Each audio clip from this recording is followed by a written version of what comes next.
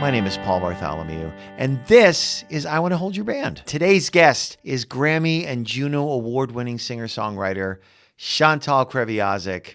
It's really cool because when our first daughter was born in 2003, we listened to Chantal's stuff so much, actually, I think a year or two before that. And so many of her songs have been such a big part of our lives. On top of all that, it is incredible the amount of people she has written songs for. Drake, Kelly Clarkson, Kendrick Lamar, Gwen Stefani, Avril Lavigne, Pitbull, Britney Spears, Christina Aguilera. I mean, it is crazy. So yeah, it was just such a cool thing to have her here. We talk Evie Tornquist, Sinead O'Connor, Sting, Billy Joel, Gordon Lightfoot, Joe Jackson, the Eagles, Liberace, which I did not see coming, but actually makes total sense.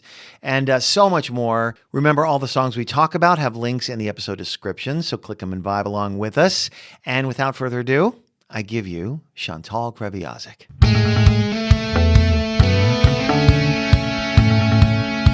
The first question I always ask is the first piece of music, artist, album that you remember coming into your life when you were younger. Yeah. So it's probably a tie between some of the inspirational music my mom played. My parents, my mom, like they're like fundy Christians. I don't know about now so much. Fundy but, yeah, Christians? fundamentalists. Oh, fundamentalists. Yeah. Inspirational music. I guess that's what it would be called. I mean, to me, it's a cult, so which is fine. You know, like do what you got to do. So there was like a singer named like Evie, and I remember my mom always played Evie. Evie Tornquist was her name. Actually, I'm just remembering that now. And I loved Evie so much. But then there was like, my mom also, like she had this insane, incredible musical palette. She would play secular music. Really fucking good secular, like Dionne Warwick, that fucking record. And I got to meet Dionne and I was like, you don't understand right now what's happening. Like, lady, this poor woman. Double Fantasy. Before I got into the Beatles, I was all about Yoko and John. Kenny Rogers, Dolly Parton, and I'm a massive Whitney Houston fan. And these are all your parents? A lot of that influence, or they started what made my rabbit holes happen. Right. As a because that's the fabric of me musically, right? It's very soulful and inspired and inspirational music, and then just coupled with like, okay, well, what was happening in pop radio? My cousins who influenced me the most musically as well were 9 years older than me, ranging from 9 to 13 years older than me. So most of the music I listened to, I was like listening to Emerson, Lake and Palmer, or like early like Eagles and Neil Young and anything 60s, 70s. I want to dig in a couple of things. So interesting that your mom was like fundamentalist, but wasn't the devil's music. Not subscribe. But when Led Zeppelin and Black Sabbath came into the house, then we had to go to the church meeting and we had to listen to Zeppelin play backwards on the LP. And was your dad in that camp or no? My dad just followed. I mean, he worked hard and he followed along to, like, oh, there's something bad happening, and there's like, oh shit, Dad's coming home. Like, it was like that. It was very traditional that way. Yeah. He's very Eastern European, so. Okay. But the Eastern European part of me is the part that the discipline. I was a child prodigy. Like I knew how to play everything that I could hear by the time I was 2 or 3 on the piano. Wow. Yeah, I was done. Like I don't play a lot differently than probably like 11 or 12. Were your parents musical or There are was they a musical? lot of music in the background. My dad grew up in a little farmhouse, with 12 brothers and sisters that was suitable maybe for 5 or 6 people. And they had an awesome, old antique piano. It's still there. Like the farmhouse is still there. I get to visit it. It's in our family still. And this is in Manitoba. In Manitoba. In Manitoba, Canada. Yeah, central Canada. And so the interesting thing was that this upright antique piano sits along this wall in we call it the front room. And we would all gather around it and it would be hymns. And I played them all. Like I played them by ear anyway. And church music, like I know every hymn ever. I want to go back to your cousins too. How much older were they than you? And did they live So nearby 9 to 13 years older. And they were in my dad's farmhouse was on the road on the way to the farm town. The Kreviazuks had like several houses on that little chunk of highway. Okay. And the Skripniks and the Kreviazuks. The Skripniks? Skripniks, that was my dad's sister's family. And then if you drove further, you're in Selkirk, Manitoba, which was the town my mom was from. Okay. And so my aunt and uncle and my grandmother on that side, they stayed there. They never really moved into Winnipeg, which is the Big Smoke. Oh, that's That's Winnipeg. the capital, baby. You're going to the big time. That's a big show. So Alana was 13 years older than me. Cora was 12 years older than me. And Brenda was 9 years older than me. Brenda was my best friend. She passed away when I was 27. My husband got to meet her. She was at my wedding. But she influenced me the most musically. How so? Fleetwood Mac. Everything, Brenda, everything music. We just danced all the time. We just danced together. We put on the music, and my uncle would yell from the bedroom, "Turn that shit down." And we would just laugh. And she had this little sweet smile she would make, a little devious smile, and then she'd turn it up and we'd keep dancing. And when she introduced the stuff to you, like she was kind of your source for... Oh, she was my she was my everything, but she was like my doula, my music doula. So another thing, and then I want to get into your list. Yeah. I'm very interested in to ask you some I questions. thought my list was like really boring. No. And it's not true. It's a snapshot of that second you asked me. It's a snapshot. You could fill it out tomorrow and have other things. I could fill it out every day of my life. And it would be like, especially someone who is as entrenched in music and is, And by the way, I don't listen to a lot of music. Really? I do not. Always, or is that like recent? I'm listening to a little more lately, but I got a little hammered by my success as a writer. I was working with this one manager for a second, and she thought that I think she was doing right by me. She was like, "I just need to put you in all the rooms now." And I went around this town, and I was like going in all these rooms and writing with people. It was terrible. I don't even think I got a cut. Like, I only get cuts. I rarely do it anymore, like go out and write with people. But I get cuts when I sit in the room like with the artist, and it's like, you come in the room with me and you should leave with a song. You, the artist, should leave with a song that you are going to put on your record. There's none of this, like, I'm not auditioning for anybody. But I went around this city and I wrote with all these people for like, I think it was a couple years. And I think I have like a weird PTSD from it because I hated the business after that, and I hated music. How old were you? This was, I guess it all happened right around the time I was on Saturday Night Live with Kendrick. So that was like, what, like a dozen years ago? That was like kind of one of my last. And then after that, I did have a Britney that is really dear to me called If I'm Dancing. It's one of my favorite songs I've ever been a part of or written. And also a lot of suffering came from it because you get into this whole thing of like, there's a thing I learned. I really love neuroscience, and there's a thing that I learned early on that I really subscribe to, if I can keep it in my practice of being a human being, and that is that love is slow. The pace of love is slow. So the more I can be balanced and incorporate love into the fold, the better off we'll be. But this business, it doesn't really, aspire to that. That's not what's happening. It's like, let's go. And like, there's just a fucking like, it's just an ocean of shit. And if you want to like try somehow to, emerge out of it, you gotta move, bitches. Like, I'm not necessarily saying I like Max Martin, but Max Martin does like 12 songs a year. He puts up, one song, one idea, and they build it out, and they focus on that one song. Yeah. They don't do a song a day. Like, it's not Nashville. Oh, I'm doing 4 sessions today. It was amazing. It's like, well, you haven't slept. You're doing cocaine, and you're acting like an idiot, and none of those songs are getting cut. And the songs that are getting cut it's like there's 9 people that get the cuts, and you're just gambling. You're just, gambling with your life. And so I was caught up a little bit in that. And I got a lot of suffering from that. It's not who I am. So do you not listen to music at all now? Like, I don't listen to music because Period. New music, I'm so filled with, I fight a feeling of calculation that, like I can see the scene. That's too close. I don't believe you. And I believe Adrienne Lenker. When I listen to her and Big Thief, like, there's certain things I listen to and I'm like, I believe that, and I'm in.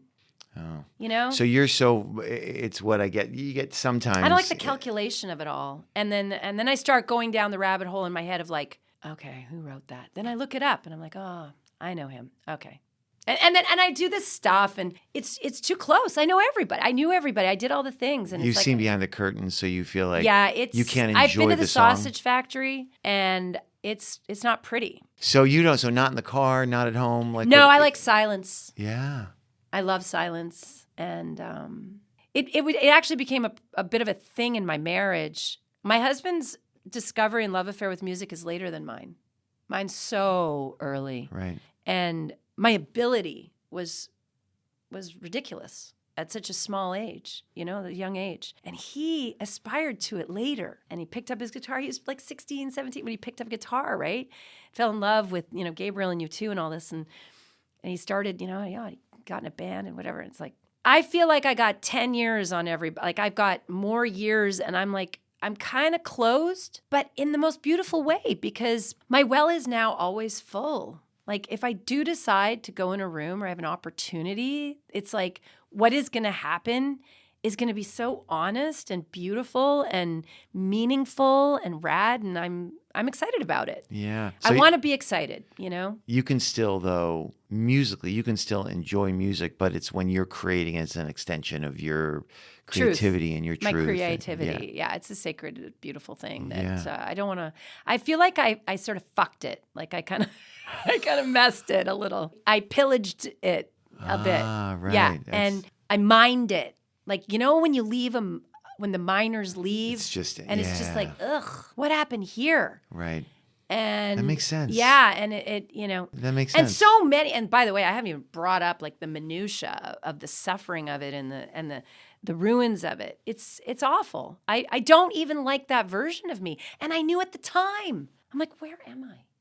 Whose house is this? Who are these people? So let me go through then some of your list. I mean, I'm wondering if these songs, when you hear them, you're able to listen or enjoy them anymore. Okay, Like when okay. we threw them down. So first, I'll start with. Let's go with "The Last Day of Our Acquaintance" by Sinead O'Connor. Oh God. It's Yeah. from 1990 Yeah. album. I don't. Well, she's insane. Like there's just everything about her. She's my Sylvia Plath, When did you first hear her? That song. Oof, I was really young. I feel like maybe it was when I feel like maybe I'd heard it before, but it was when I locked in on my love with my husband and falling in love with him that there were there's these certain songs, and one of them was "The Last Day of Our Acquaintance." And what really hits me hard about that song, I think, is what hits me about all songs I love, or what I aspire to as a songwriter, as a creative, and that is just a power moment of honesty.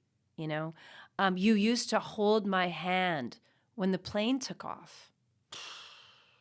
Oh my God, this is the last day of our acquaintance. It's, and I'll talk, but you won't listen to me. And then when she says, I'll see you later in the lawyer's office. You're in the movie. What is that movie about? Like, marriage, or what was the one? Kramer versus Kramer? No, that.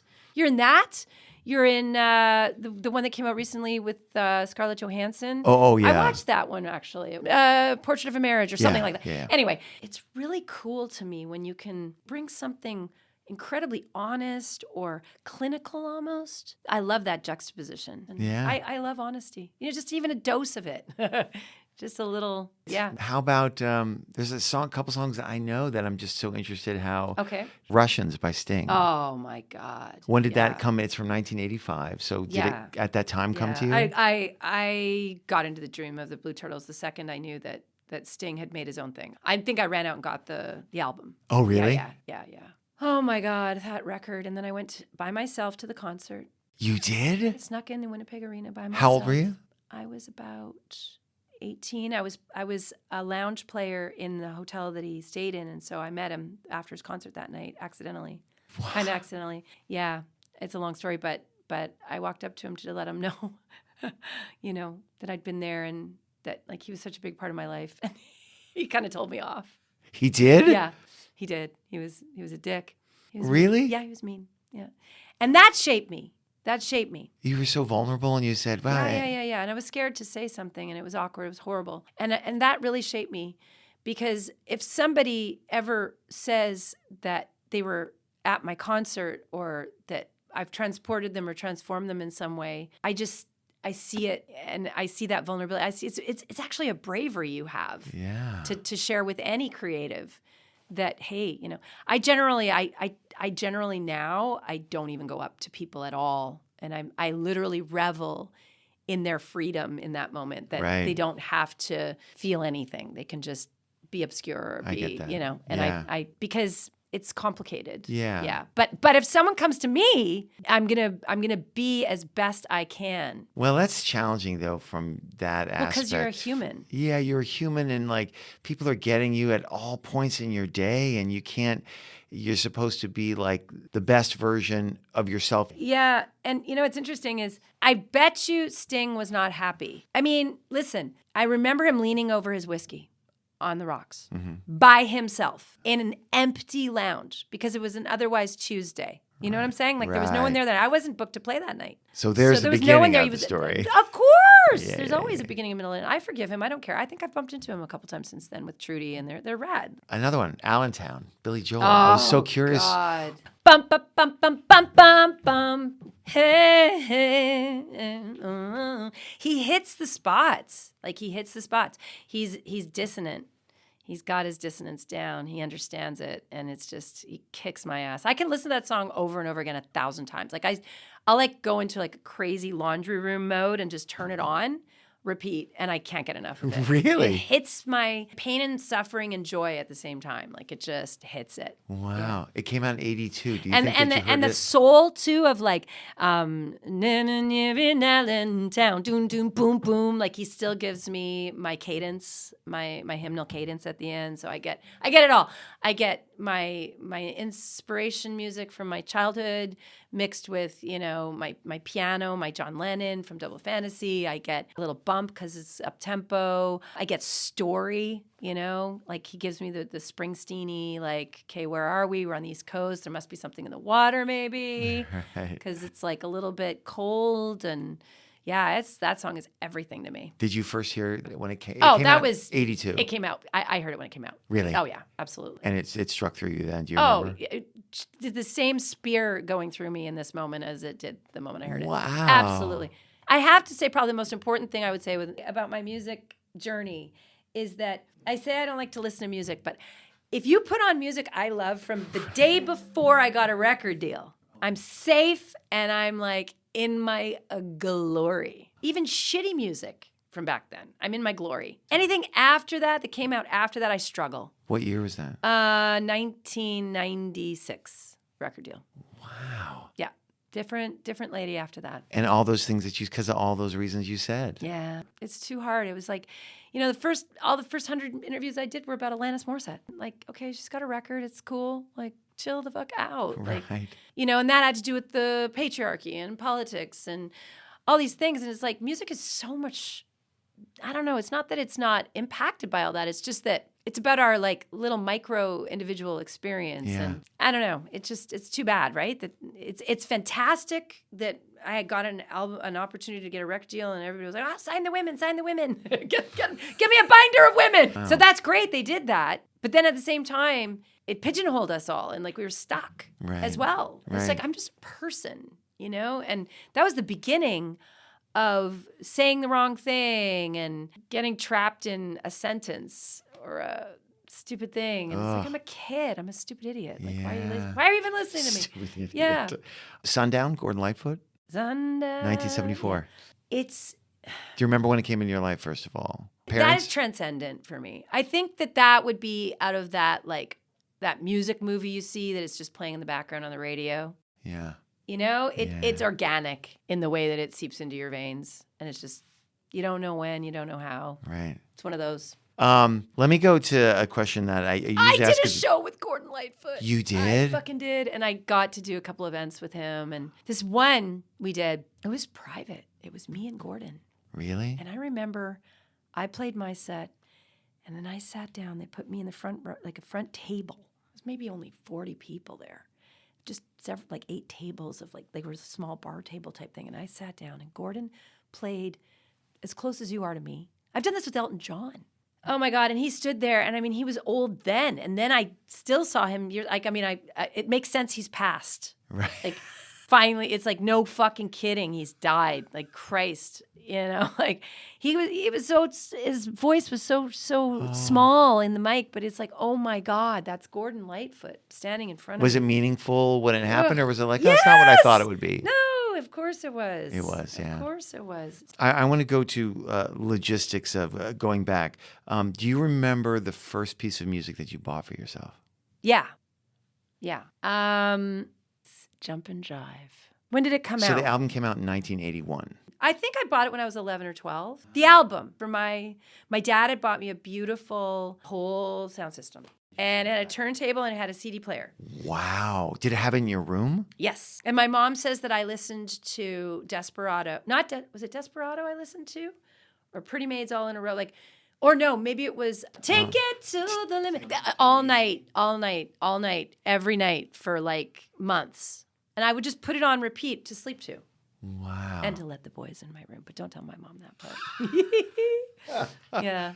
But Jump and Jive was my first album purchase. Was it a CD or Oh, no, or it was. vinyl? I think I got the vinyl. Vinyl. Yeah. I don't think he was on CD yet because that was 81, right. No, I don't think so. What were they, like 85 maybe? Yeah, CDs maybe 84, started? 85 is when I got my CDs going. Do you remember the place that you would go to get your music? Yeah, downtown in Osborne Village. And I can't remember what it was called. I'd have to look it up. I'm sure any Winnipegger listeners would be like, Chantal, it was called. Yeah, I can't remember. But I would go to Osborne Village. I think I would go to Unicity, like get on the bus and go around the perimeter and go to the mall, Unicity Mall, and go to the record store. And I think I would also go to Polo Park Mall, go to record store. Sam the Record Man. It's still called Polo Park. It is? It is, yeah. Do you remember your parents, like all that music you said at the beginning when we started talking, did they have a system downstairs? Did they play music? Did your mom play that music? My parents had a really nice little, component, like a couple components and speakers. Yeah, it was good. And a decent collection, probably, I would guess. Yeah, a nice little collection. Yeah, I didn't touch theirs that much. Oh, but really? I used to steal my brother Michael's. He had like Genesis and he had like Regatta de Blanc. And Maybe not. I know all those records back to back. I do want to say that when my dad did give me my CD player, it came with a CD. And he was like, you're going to have to work to get your own CDs. But it came with a CD that was the sampler for the CD player. And the one song that was on there that really, like, just I couldn't get enough of, it was so fun, was Wow, I Feel Good. Oh, James Brown. James Brown. And that's an important song for me because it was the only one I had on a CD. You know, I also love is Carly Simon so much. She's one of my favorites, and Ricky Lee Jones. And I didn't talk about that enough. Yeah. Ricky Lee Jones is a big influence for me, like more than Joni. I got into Ricky long before I got into Joni. When did you kind of get into her?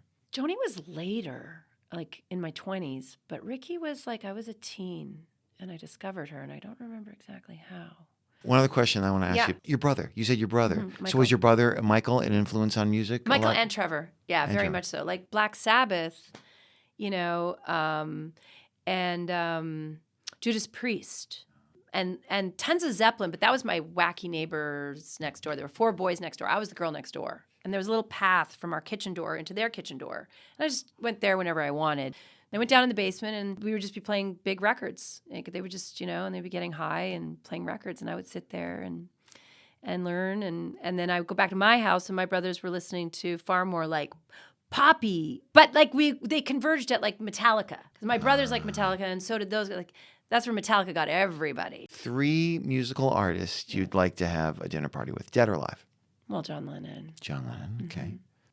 I got to have dinner with Joni Mitchell, but I'd like to do it again. I loved her. I loved meeting her. And what I loved meeting about her was everything that all the men would say wasn't true. She was great. Fucking great. And they should just shut up. Who else would I love to have dinner with? Liberace. Did not see that coming. He influenced me. Really? For sure. Wow. How? Like at what age and how so? I was a little girl and I was doing what he was doing, but he was doing it amazingly. And I wanted to be able to play like that. He was amazing. I had a teacher who played like him and he was amazing. And I think what he went through was incredible. And I could cry, right? He was so gay, so flamboyant, so brave, so talented. He was practically a walking middle finger. Yes, I'm really gay and I might otherwise set you off, but you love watching me play and everybody wants me. And he was Mr., you know, like there's so many people like that. He's a great example of like his talent transcended that which bothers you. And suddenly you're okay with it. Yeah. It's okay. He becomes the exception. Spotify or iTunes? Both. Yeah, okay. Both. What artist body would you like to inhabit to perform one of their songs at a concert, and what song would it be? Oh, I would say Dog Days Are Over by Florence and the Machine. Wow. I went to her concert and I was like, how is she alive? How so? What do you mean? This girl was like the size of a minute. And I was like, girlfriend's going to die. And she gave it and she's fine. I don't know, man. Like, it was incredible. I mean, just the whole thing. I'm just using that as an example during the concert. But like the way that she dances and embodies and her vision comes to fruition. And it was, it was incredible.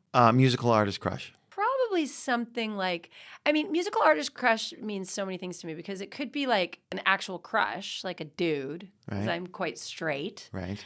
And so it could be like a Ray LaMontagne, you know what I mean? Uh-huh. But it could also be a female, and then it's Adrienne Lenker. Okay. Yeah, I think she's great. I don't know, just today. Best air instrument, air guitar, air drums, or air piano? Or air bass? I think bass. I love the bass. I think it's great. Air bass. Air bass. Free front row ticket, any concert, any decade, you can time travel. Oh. I saw that concert though, I feel I saw it. I feel like I've seen it was Tom Petty. Oh. Yeah, and it was the best concert I've ever been to. I knew every single song. Wow. I mean, I could cry. Where and when? Winnipeg with my 2 best girlfriends from the Peg. And you were how old? I guess we were in our late 20s, Wow. early 30s or something. Yeah, forget it. That was sick. Aliens, yes or no? Nah. Okay. Sorry, Totally. Paul. I know you're that guy. I'm not any, like, I am just. I don't think so. Really? No, I think I'm in that philosophy of like, if this is the only little place, this little dot in the universe, right? If it's the only one, that seems crazy, but it also gives it a lot of meaning, right? And I think, hey, I have an album called What If It All Means Something? So. Last, toilet paper, waterfall or under the bridge? Waterfall. Come on. No? Where under the bridge? Oh, you're under the bridge. I turn people's around in their house. Do you really? I better stop. That's OCD, right? Yeah, that is. Yeah. Yeah, maybe. I turn it around. Or maybe you're just trying to process. Maybe you're just trying to. No, I think I think that they accidentally did it too fast and they did it wrong. Let me fix that for you. We're done. We're done. Well, this is informative and it was delightful and Totally delightful. And I'm so honored that you came here. This is such an awesome little space. It's like Thank you. Vegas, kind of. Yeah. Like, I don't know what time it is. Wait a second. Did we go in a portal? I'm an alien. Are there aliens? That was my next question.